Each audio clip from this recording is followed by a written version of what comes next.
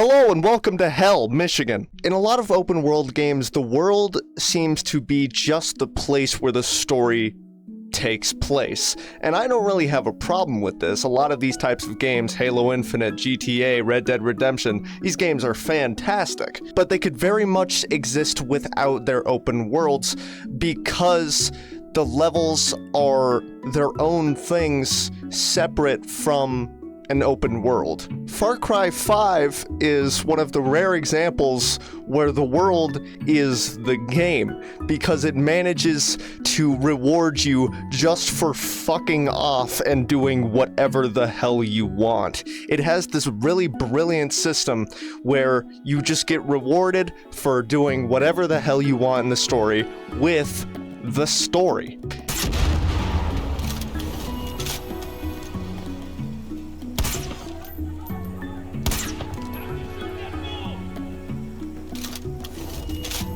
Oh. The more quests you do, the more side objectives you do, the more you level up the story, and you're slowly rewarded with these much more linear experiences moving the main story forward. This would be annoying if this story was not entertaining, but the story is also pretty fucking brilliant. It starts off as any default Far Cry game experience. You're going into this place where a fucking cult is going rogue and fucking everybody's day up and stealing everyone's graham crackers because they're fucking assholes. But slowly it begins to unravel how much power this cult has until it becomes more clear, oh, these fuckers are not only insane, but also might actually fucking be right. My biggest problem with the story is that it has multiple endings. Multiple endings in a game can be such a hit or miss thing.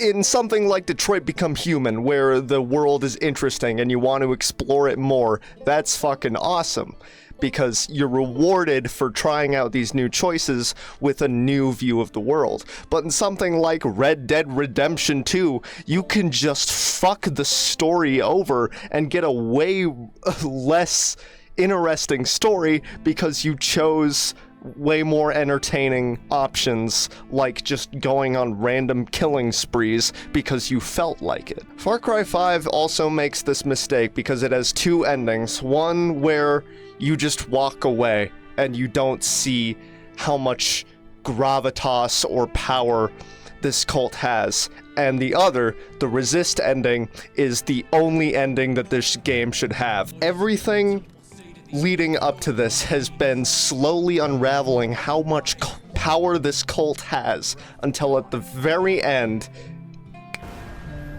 fucking God's wrath. Everything in the story there is recontextualized. It goes from a question of how corrupt can cults be to what if God is real, but he's just a fucking asshole? This game is such a wonderful experience every time I replay it. I grew up in a very religious town, so this speaks to me heavily when you go into these ideas. This explores not only the ideas of corruption within cults, but also the things they're preaching. Before Halo Infinite came out, Far Cry 5 was my favorite video game because it is a masterful story tied together with a super fun gameplay loop. You know what this means?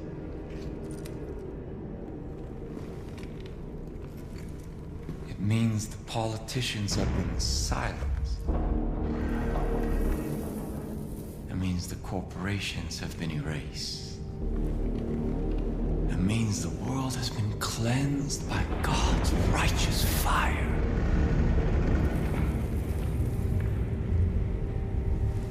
But most of all,